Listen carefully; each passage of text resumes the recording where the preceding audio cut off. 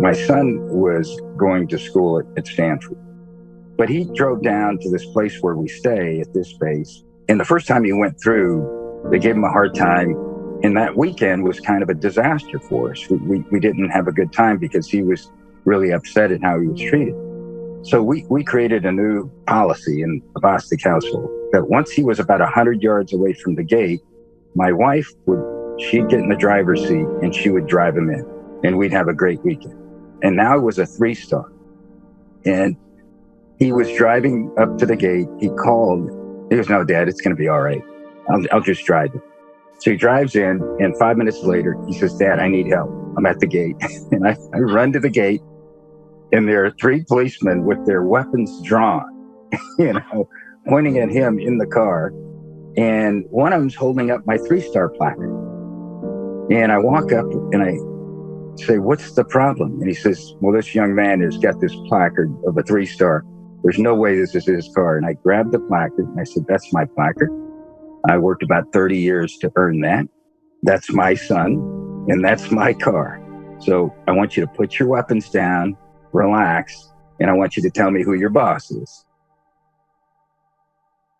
I had the rank to make change. If it was my dad, Master Sergeant Bostic, and this happened to him, he'd just say, "Okay, I've been stepped on again," but he'd move out. But he wouldn't be able to challenge the system. We had nowhere to turn. And my husband was very high up tempo at that time. He was deploying so much. And I was alone in a lot of those situations dealing with it. My son had a knife pulled on him. He had slurs called out to him.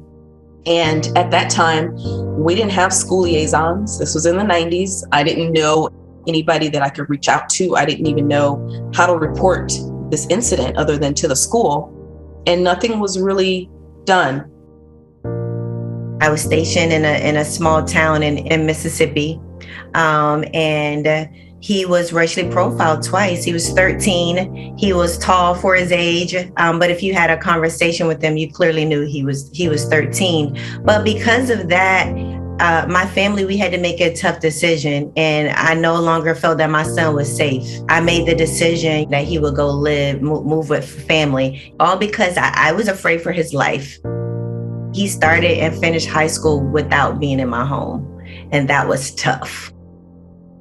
George was in the Army for 41 years. I never knew until being on this committee that there were people of color who turned down assignments because they feared for the safety of their families. I never knew that. 41 years, for God's sakes, and I never heard that. Overnight, across the country, the calls for justice are growing more intense. But it keeps happening. No matter what's done, no matter how many protests, it keeps happening. It's always been happening, but now it's just recorded. That's why it's getting seen more.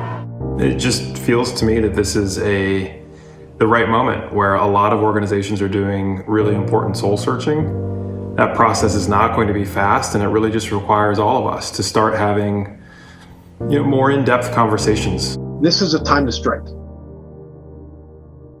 Over a year ago, Blue Star Families took on the challenge of creating a more inclusive community through our Racial Equity and Inclusion Initiative, with our board vice chair, Lieutenant General retired Gwen Bingham, leading the charge. My fellow committee members and I have a goal of addressing 5 impact areas: research and advocacy, training, leadership, collaboration, and community impact. This is why this group is important. During the survey, a lot of information from the families, they talked about the lack of understanding about Latino culture and the types of families that come all together and want to be heard, and want to be seen, and want to be given the opportunity. And often we forget about that. That data surprised me. Without that data, we can't address, why people don't want to go to the South. Without that data, we can't address why the unemployment for spouses of color is higher than the regular unemployment.